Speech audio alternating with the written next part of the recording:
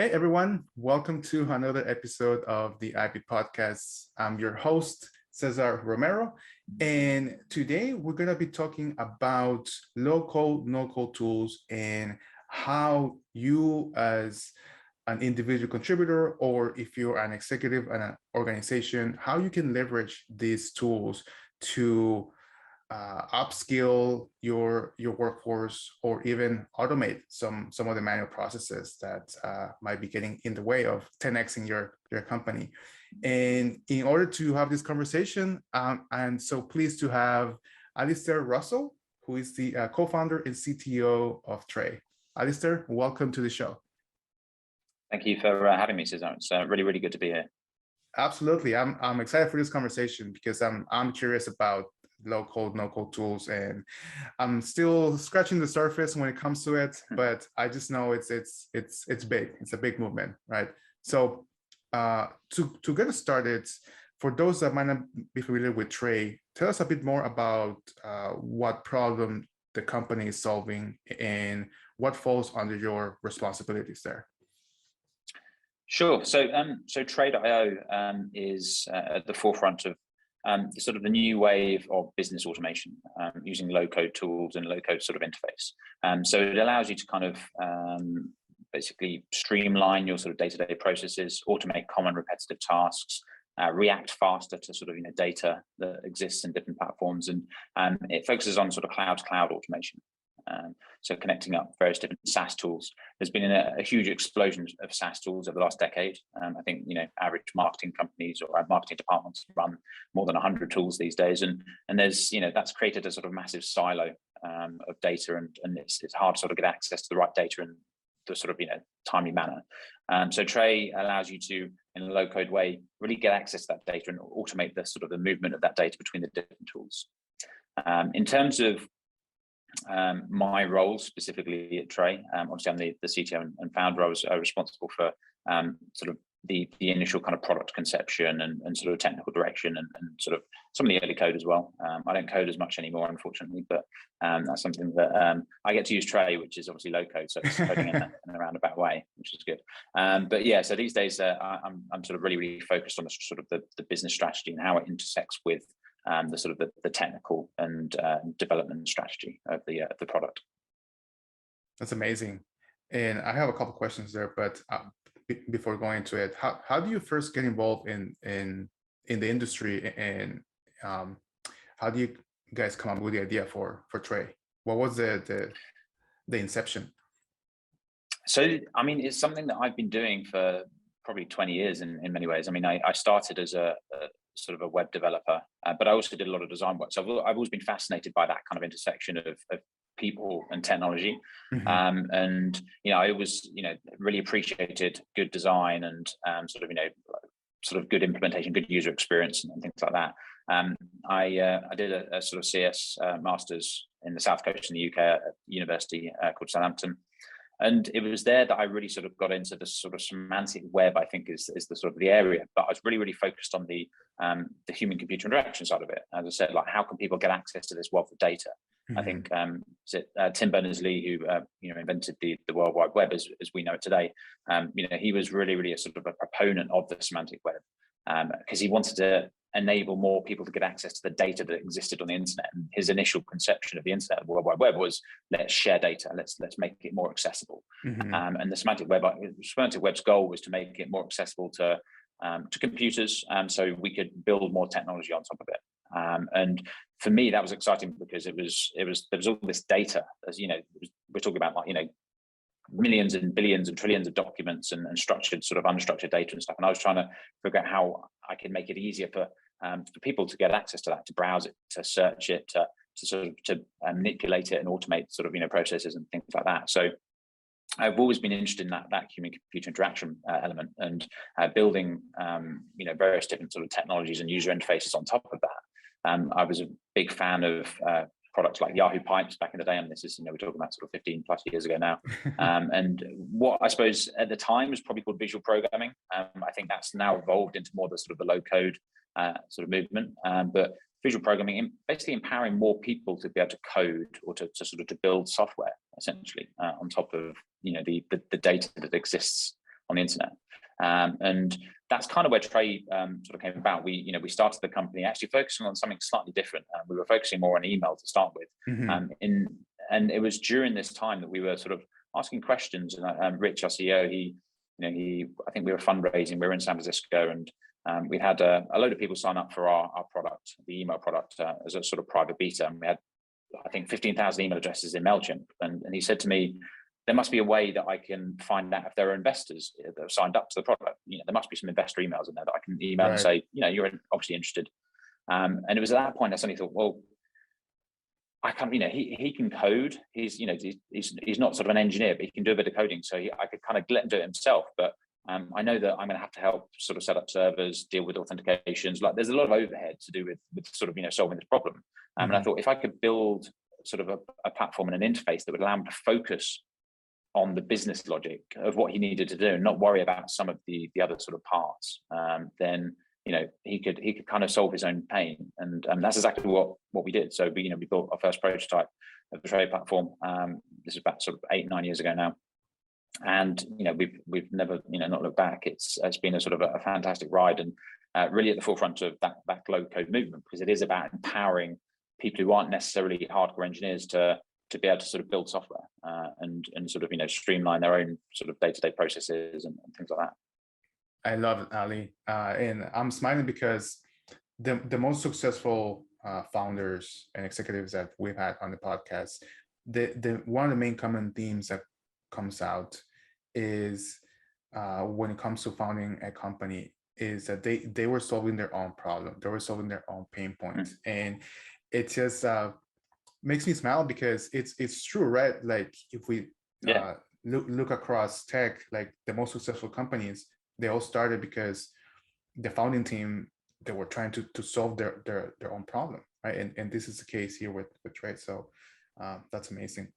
So throughout this 9-10 years, what's been the biggest lesson, either on a personal level or a professional level, for you, as a co-founder and CTO? I think one of the things that, if I look back on with hindsight, wish that I'd sort of learned earlier, was just that being able to change very quickly and adapt is key, especially for an early startup. I think that people talk about pivoting and things like that, but actually it's about having conviction in your ideas, but also knowing where you can sort of change and sort of maneuver and sort of sidestep and stuff like that to adapt to the sort of changing market and the knowledge that you learn as well. I think one of the reasons why we've seen such great growth over the last 4 or 5 years is because we spent a number of years building out the product, learning and really sort of understanding and sort of navigating our way through this sort of space. So to the point where we're sort of experts in certain areas, and we really understand the sort of customer pain and the sort of problems that we're trying to solve. I love that. And before we switch gears to speaking about low code, one last question I have for you is, you mentioned that you switch and now you're doing more of a business strategy, especially in your role, right, as a CTO. What has been the biggest change, right, when you go from doing developer work into more of a business type of strategies, and what advice would you have for someone that might be looking to switch into a more executive, business strategist role? I think the biggest thing for me is learning how to communicate in a different way. I think that being an IC, being an engineer and writing code and spending a lot of time in the product or in the code base and basically doing pull requests, talking to the other engineers and sort of devising that strategy is very different from the sort of the bigger vision sort of strategy and the business strategy. And I think that you really have to learn how to communicate the vision and where you're trying to go, because you're surprised how little sort of people remember about everything. You have to keep on repeating the same sort of thing over and over again and make sure that everyone really understands, because otherwise there's been times where I thought people understood what we're trying to do, and because I'm not there helping them do it, it sometimes doesn't go exactly in the same direction or the right direction. So I think that's one of the biggest things is understanding that communication thing and realizing that that people need that sort of guidance, but at the same time you need to have you don't need to micromanage. You need to sort of, have a good hands off, and let the people that you hire, you should be hiring good people, and you should trust them to do the right job. Just make sure they're aligned in the right direction. That's the key thing. I love that. And one of my favorite tools is Loom. Ever since Loom came to be, it just allowed for more better communication, especially remotely. Right? Definitely. So communication is key. So great. So now let's shift gears to talk about low code and the Great Resignation. Right, as you know, it's happening. Enterprises and organizations are struggling with retaining top talent. Right, and at the same time, low code tools and cloud, these technologies have exploded. Right, and they are here to stay. Tell us a bit more about, well, first, how do you define low code, no code tools? What are they? And second, how can enterprises leverage these technologies to upskill or even retain their top talent? Sure. So low code is certainly a broad area. Low code and no code, obviously, the sort of the two different sort of terms of the movement. I think that you can define it by tools that abstract away traditional programming languages. If you think about traditional programming languages over the decades, how they've evolved, and you've got more modern languages like Java and JavaScript and things like that. They obviously abstract away some of the complexities of assembly and the more complex sort of bits that sort of are under the hood. But I think low code is another abstraction on top of that. It's taking some of the complexities of those sort of high level languages and saying, okay, we're going to make it easier to use. I think that Trey specifically is a visual programming tool. It's a visual low code tool. So the idea is you're building business logic still. So you still have to have an understanding of that kind of logic of what you need to do, but it abstracts away some of the complexities of the syntax of programming language and sort of managing servers, managing infrastructure and things like that. And there's a lot of different movements that I would say that are kind of, around that low code space. There's some on the sort of more interface building side. So actually literally building, sort of products visually. Sorry, do you want me to no worries. Get the light back on. Turned a bit dark. See if I can. So building products more visually. So the sort of tools that help you sort of build the user interfaces and don't worry too much about sort of, again, writing the code for them. So I think that's sort of where the low code movement is really sort of focused. It's making things easier to do, and also appealing to a different market. I think one of the stats that I love is I think it's 1 in 300 people in the world know how to write software, or are termed software developers. Yet the world runs on technology. One in 300. Yeah, 1 in 300. So Wow. I think it's like there's 26 million official software developers in the world out of 8 billion people. So yeah, it's about 1 in 300, I think it is, something like that. And imagine if I told you that only 1 in 300 people knew how to read and write, how little the world would have achieved over the last many decades, hundreds of years and stuff. So for me, low code is about it's about empowering more people to be able to contribute to that sort of evolving, that modern technology, the modern fast-paced growth that we're seeing. Because technology surrounds us, from our mobile phones to getting on the bus to everything you do in sort of modern life is very key around technology. And being able to contribute more to that, I think, is a very key thing for sort of the world generally. And that's why I'm so excited about the movement. I think it's partly about trying to solve a specific problem, enabling people to do things faster, more efficiently, but also it's about bringing more people into the sort of the fold of being a software engineer. Essentially, it's empowering more people to be able to do that, and I think it's a fantastic thing for the world. Awesome. And let's say I am an executive at this organization, and I'm aware at the potential impact that implementing a local technology can have, but I'm not sure where to get started. And what recommendations would you have for this executive that they might be aware of the local technology, but they might be facing maybe even a mental block when it comes to implementing this throughout the organization? I think one of the key things with low-code technology is how easy it is to adopt. I think that's one of the main things. That it goes hand in hand with the the goals of low-code technologies and low-code services is to make it easier to use, make it easier to implement things. So I think that the first thing is don't be afraid of it in that respect. It's something that you can adopt in small parts. Like there's people use Trey specifically for very small tasks to start with, and they start to expand and they start to realize actually there's a lot more they could use Trey for, and it starts to sort of broaden the horizons, and they really start to fully embrace it.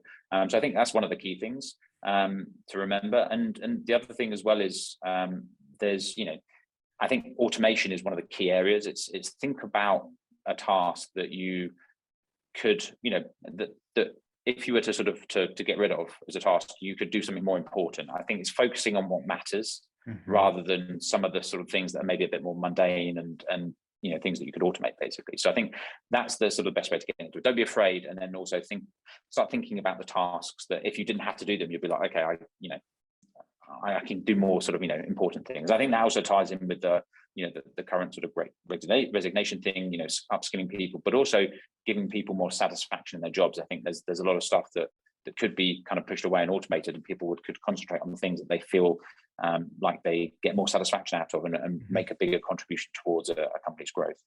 Ali, there's so many tasks I'm thinking about right now that I'm like, I wish I could eliminate those tasks with automation. So let's say, right, if I'm an individual contributor and there are multiple tasks that I knew that if I could automate them, I would be 10x more productive. Where should I get started, right? Like, should I just go online and look for a tool that might help me solve, a particular problem? Maybe it's, let's say, connecting an Excel spreadsheet to another platform, right? And automating how they communicate.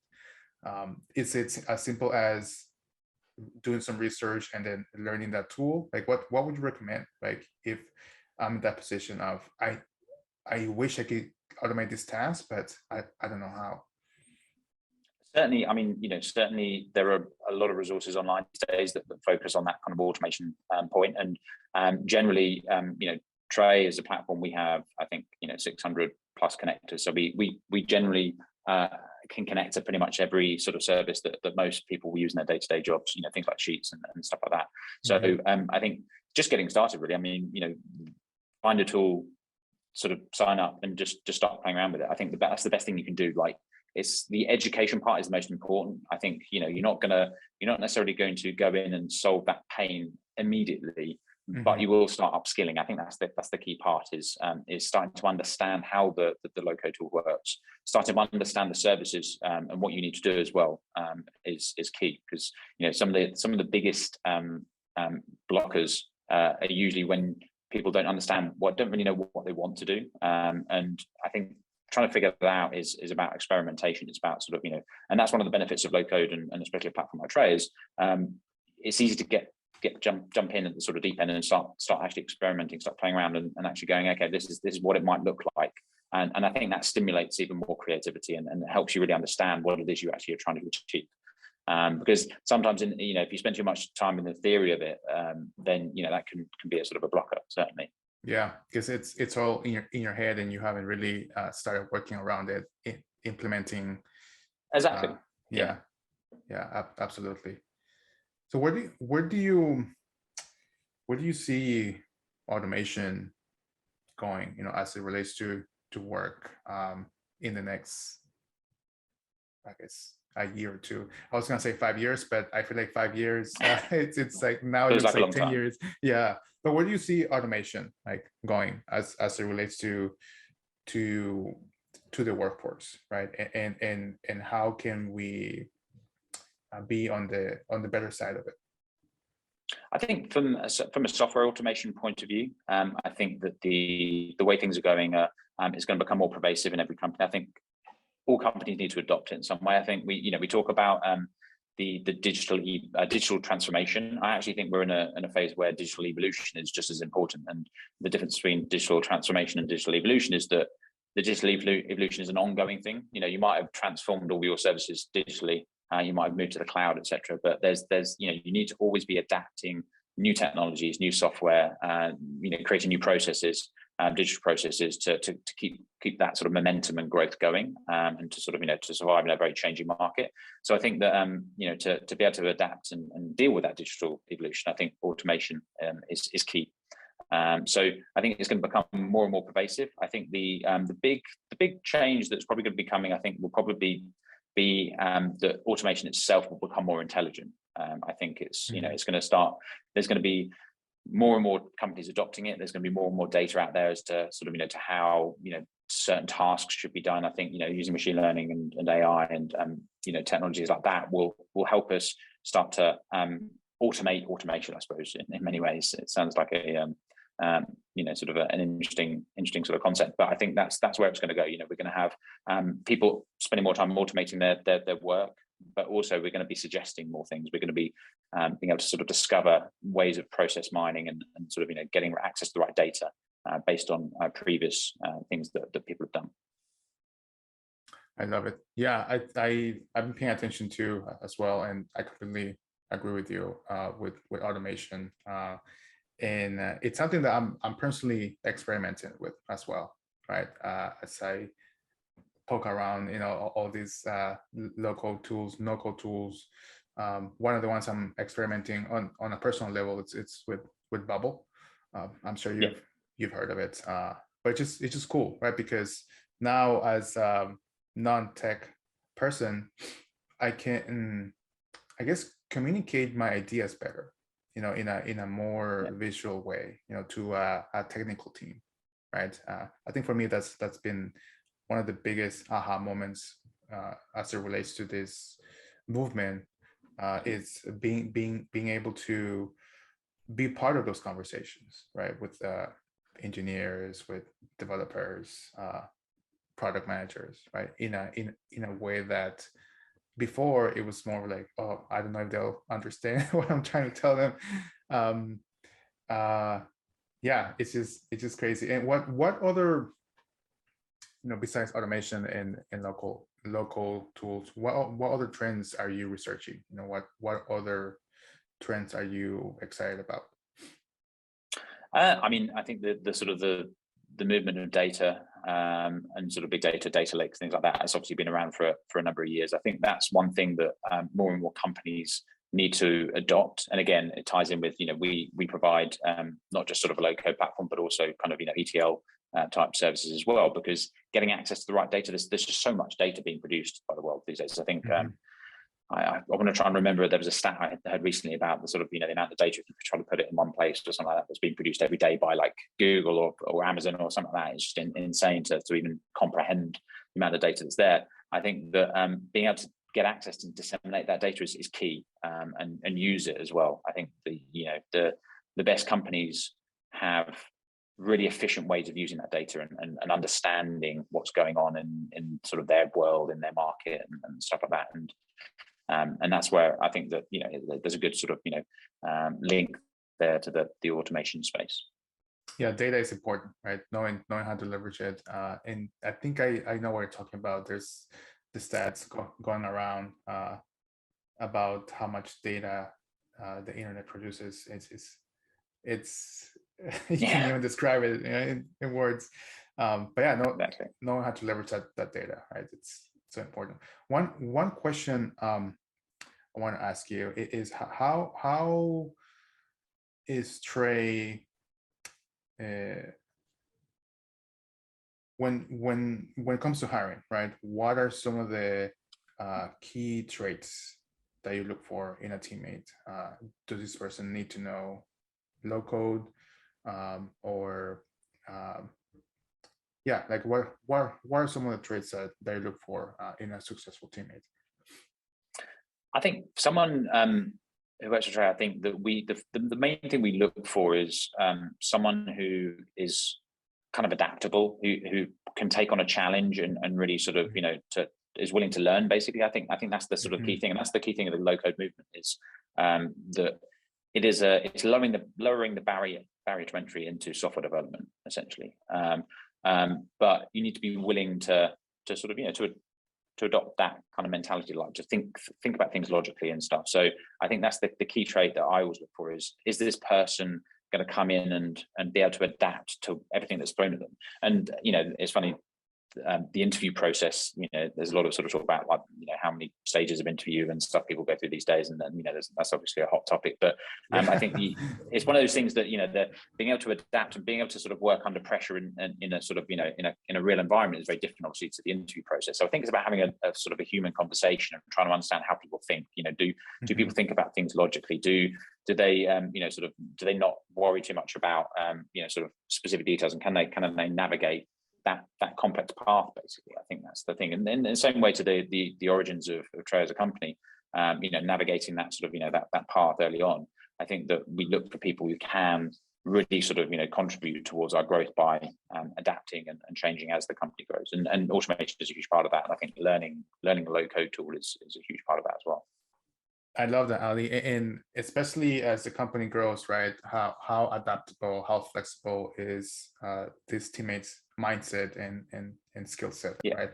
I would say it's even more important than past experience, right? Because if you can constantly put yourself in a position where you're always learning, always challenging we always done things this way, right? I think that is more important than any other skill set, in my opinion, right? Exactly. Certainly, I think that past experience is one of those things that helps build someone's adaptability. But then some people can naturally just adapt and can sort of roll with changes and stuff. One question that just came to mind, it's for Trey specifically. How have you guys dealt with the Great Resignation? Like, have you been impacted by it? If not, what are you doing to minimize that impact? Sure. Yeah. I mean, I certainly think that everyone has been impacted by it. I think that's it's such a significant term as defining it. The Great Resignation means that it is affecting everyone. We traditionally had a very, very low attrition rate, especially in engineering. Everyone loved the product and loved the sort of company. We were very we had a great culture, sort of in-person culture. We had two main locations, San Francisco and London. So I think one of the big sort of reasons, there's a number of different reasons behind what's going on at the moment, but I think one of the biggest things that we had to sort of change is, again, kind of around that communication thing. And it's not just about a sort of an individual communication, like on a personal level, getting better at communicating the sort of the vision and the ideas of the company to make sure that everyone's aligned, but actually, we've always been very transparent as a sort of founding team, as a leadership team. But suddenly that transparency disappeared because everyone was at home and everyone was on Zoom. It's one of those things that you just got used to these water cooler conversations, and like going to the pub after work and having a beer and talking about stuff. So I think that that is one of those big things that massively affected it. I think that suddenly we weren't having those conversations. I think having a very specific kind of effort recreating those conversations via Zoom, via Slack, via different sort of channels and stuff has been one of the biggest things that we've had to do, certainly, because people felt more disconnected. I think that's the thing. Yes, they couldn't change much. They were at home sort of all day, every day.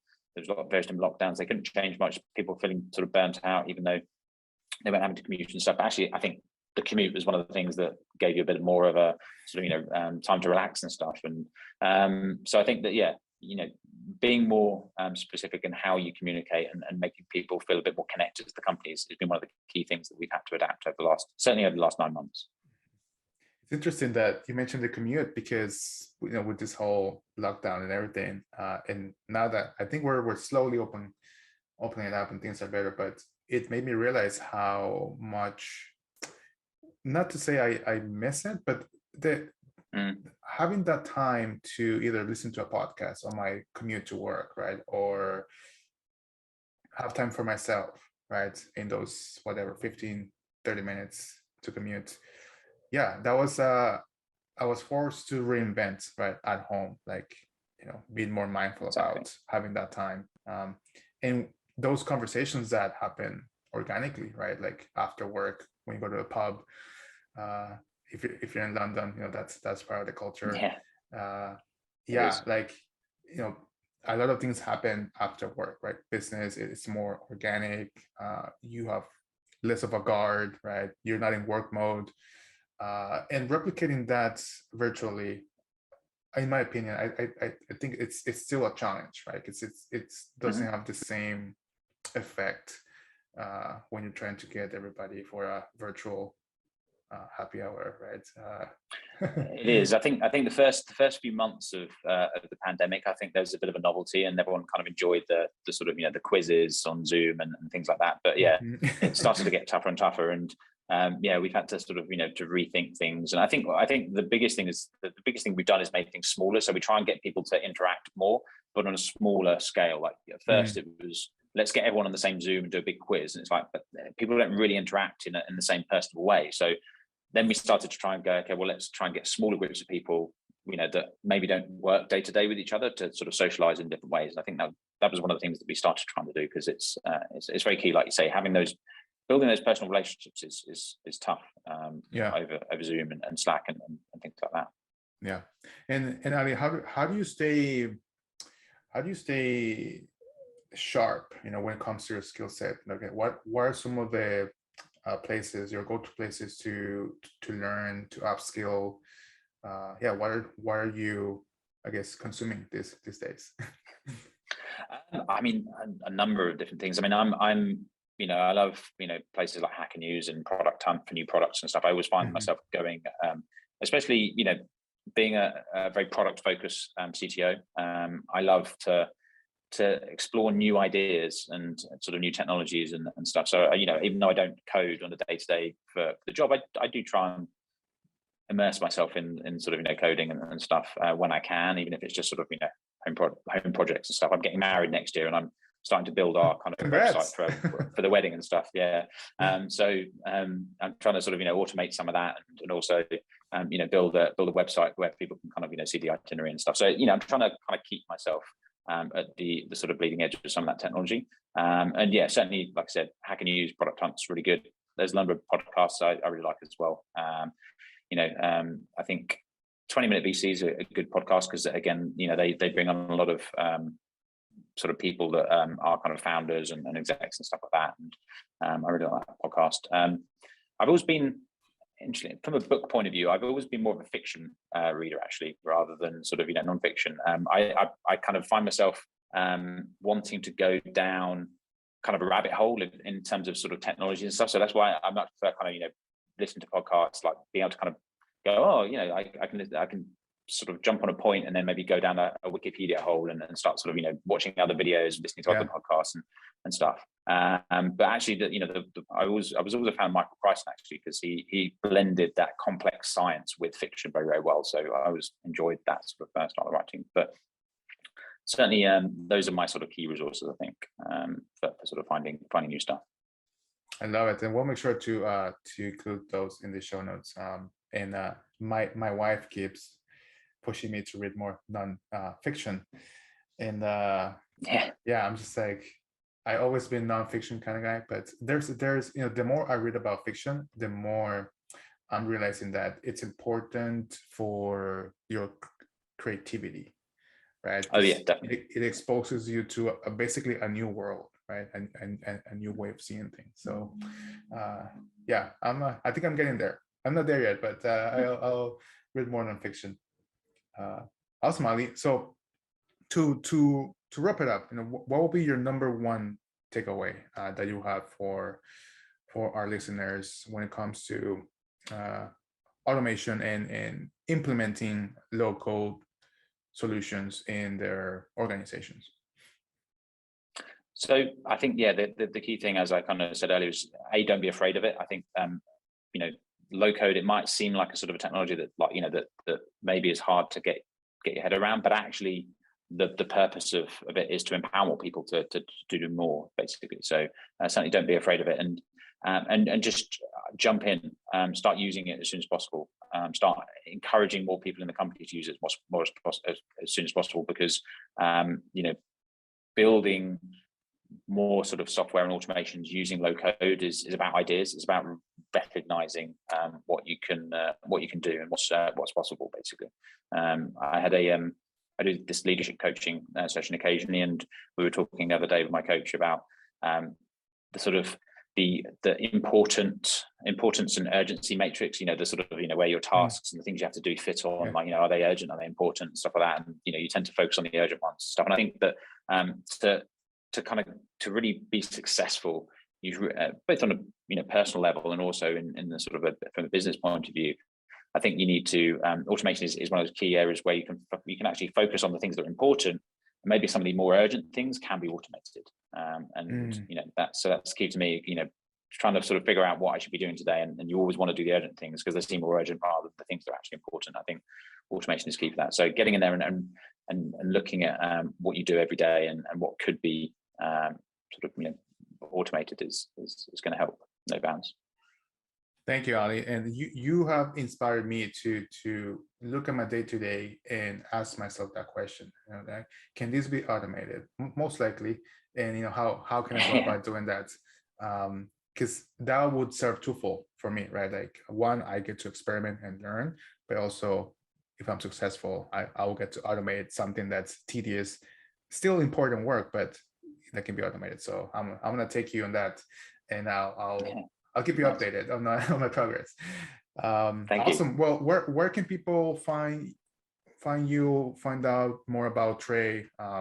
What's the best go-to? And definitely more about Trey on our our website on trey.io. So it's there in the name. Myself, I'm sort of not really a sort of a Twitter sort of social media person, but I do tend to share the odd sort of interesting tidbit here and there and stuff. But I do like to try and sort of go to different meetups in London and San Francisco when I'm in San Francisco as well, especially kind of engineering leadership type ones and things like that. And I think that's the best place to sort of catch up with me. Otherwise, people can always email me. Awesome. Well, thanks so much for being on the show and sharing with us more about your journey with Trey and how can organizations leverage the low code movement.